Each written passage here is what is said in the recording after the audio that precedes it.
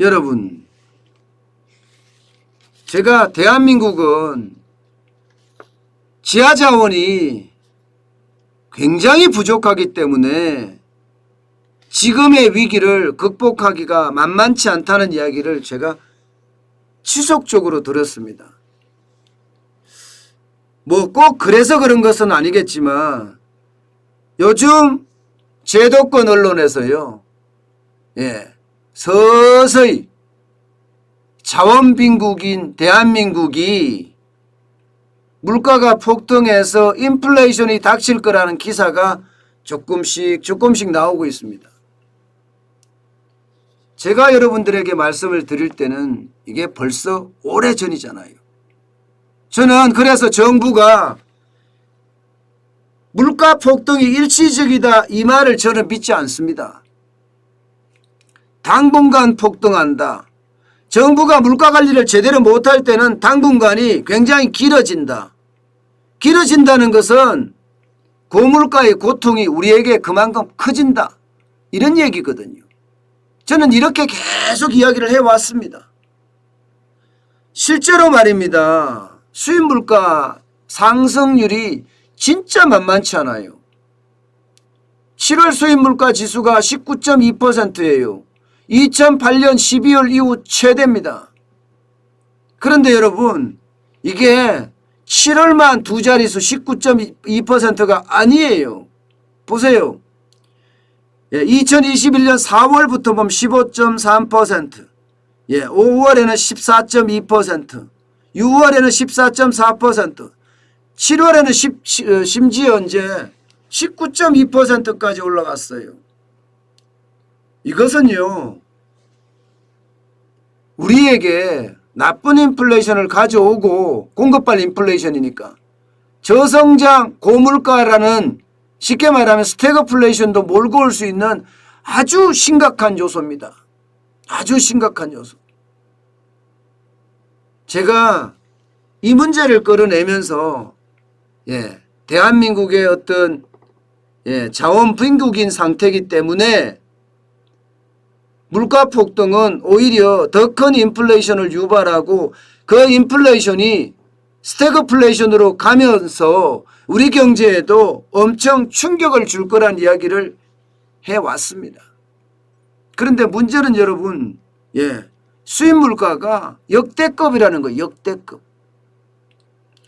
이게 여러분 수입 물가가 보시다시피 119.73을 기록합니다. 이게 100이 기준선이거든요. 100이 기준선인데 119.73을 기록한다는 건 물가가 폭등이에요. 물론 말입니다. 수입 물가는 당장 소비자 물가에 반영되지는 않아요. 당장. 국제 유가 정도도 당장 반영되기가 참 쉽지는 않지만 유일하게 수입 물가 중에 국제 유가 정도만 뭐 그 다음 달에 한 달 후에 반영이 된다, 두 달 후에 반영이 된다, 좀 빠르게 반영이 되지만 나머지는요, 이 수입 물가들이라는 게 대부분 기업들로 가서 그게 재가공이 되고 완성품, 완제품이 만들어지면 그리고 나서 그때 최종 제품 가격을 올리기 때문에 적어도 말입니다. 두 달이나 석 달 후에 반영이 됩니다. 그런데 요즘 물가 올라가는 걸 보면 수입 물가가 장난 아니다 이렇게 이야기할 수가 있다는 거예요. 여러분, 더 심각한 게 하나 더 있어요. 여기다가 안 그래도 원자재 수입 물가 다 올라가는데 환율까지 지금 폭등하고 있어요. 환율까지. 8월 20일 현재 1179.6원이에요. 1달러당. 그러면 안 그래도 수입 물가가 올랐어요. 원자재도 오르고 국제유가도 오르고 국제 곡물값도 올랐습니다. 이게 전 세계가 돈을 워낙 많이 푸니까 믿을 거는 원자재밖에 없다 해서 원자재에 투자를 많이 하기 때문이거든요. 여기에다가 환율까지 폭등을 하니까 지금 환율이 1월에 대비하면 10%가량 올랐잖아요. 10%는 안 되지만 7, 8%는 가량 올랐습니다. 그러면 물가도 또 오른다는 이야기예요. 안 그래도 지금 수입 물가가 올랐는데 거기다가 환율까지 폭등하는 것까지 오른다고 가정을 해보세요. 그러면 이게 수입 물가 발 초인플레이션도 다가온다 이런 얘기가 됩니다. 네. 환율이 지난 6월 1일만 하더라도 1105.9원이에요. 이게 1105.9원이면 얼마나 됩니까? 6월 1일이니까 몇 달 안 됩니다. 2달 20일이죠. 2개월 20일 만에 1179.6원까지 올라갔으니까 물가에는 앞으로 상당한 부담이 될 거라는 거예요. 국제유가도 마찬가지예요. 국제유가도 내렸다 하지만 아직까지 서부 텍사스산 중진유 WTI가 8월 10일 현재 66.48달러예요. 배럴당. 75달러까지 갈 때가 있었지만 지금은 좀 떨어졌어요. 떨어졌다고 해도 여전히 높은 수치입니다. 여전히 높은 수치예요. 아마 여러분들이 기름을 넣으려고 하면 요즘 조금 떨어진 건 느낄 거예요. 그렇지만 주유할 때 느끼는 것은 적지 않습니다. 서울 4대문 안에는요. 리터당 2,000원이 훨씬 넘습니다. 2,000원이. 시골로 가면 갈수록 한 1,670원, 1,700원, 1,670원, 1,600원대죠. 그죠? 그러니까 유가도요. 시장에 엄청 영향을 미칩니다. 유가라는 게 휘발유만 문제가 아니잖아요. 공장을 돌리려고 해도 기름이 필요하고요. 자동차가 움직이려고 해도 기름이 필요하고 유가가 올라가면 올라가는 만큼 소비자 물가에도 영향을 미칠 수밖에 없거든요. 결국 여러분 지금 원자재 올라가죠. 공물값 올라가죠. 그러니 수입 물값 올라가요. 환율도 올라가고 있어요. 이중국가 하나 더 있습니다. 여기에다가 유가까지도 또 올라간다고 이야기를 하면 여러분 우리 소비자 물가는 초인플레이션으로 갈 수밖에 없어요. 지금 7월 달에 소비자 물가가 2.6% 올라갔습니다. 그런데 8월 달에는 어떨까요? 지금 소비자 물가에 영향을 미치는 게 생산자 물가잖아요. 생산자 물가 폭등했습니다. 7.1%까지 올라갔어요. 전년 대비해서. 게다가 소비자 물가, 수입 물가도 지속적으로 지금까지 올라왔었기 때문에 두 자릿수로 올랐었기 때문에 지금 보기에는 8월에 소비자 물가 많이 올라갈 거라고 예상이 들어요. 많이 올라갈 거다.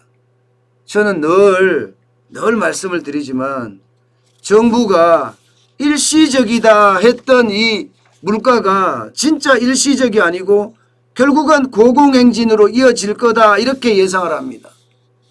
여러분 제가 지금 이야기하는 게 지금 8월 22일 현재를 이야기하는 거예요.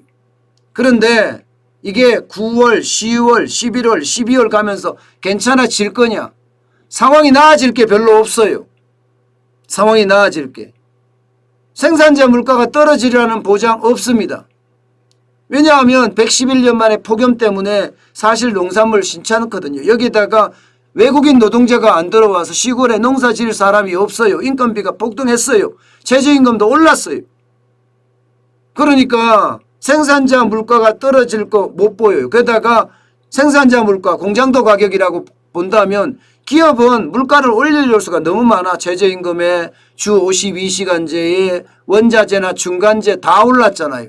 그러니까 최종 제품의 가격을 올릴 수밖에 없는 구조. 여기에다 수입 물가도 마찬가지로 지금 계속 오르고 있잖아. 수입 물가도. 게다가 환율까지 오르고 있으니 이게 앞으로 9월, 10월, 11월, 12월도 물가는 만만치 않을 거다. 계속해서 물가 폭등 형태의 모양새가 나오지 않겠느냐. 저는 그렇게 예상하고 있습니다. 그래서 제가 늘 여러분들에게 말씀드릴 때 인플레이션에 대한 대비책가 가장 중요하다. 이렇게 계속 말씀을 드리는 것도 그 이유입니다. 제가 계속 외치는 게 그렇잖아요. 정부가 인식하고 있는 물가 상승폭 일시적이라고 이야기했는데 일시적 아니다. 이게 방점이 거기에 있잖아요.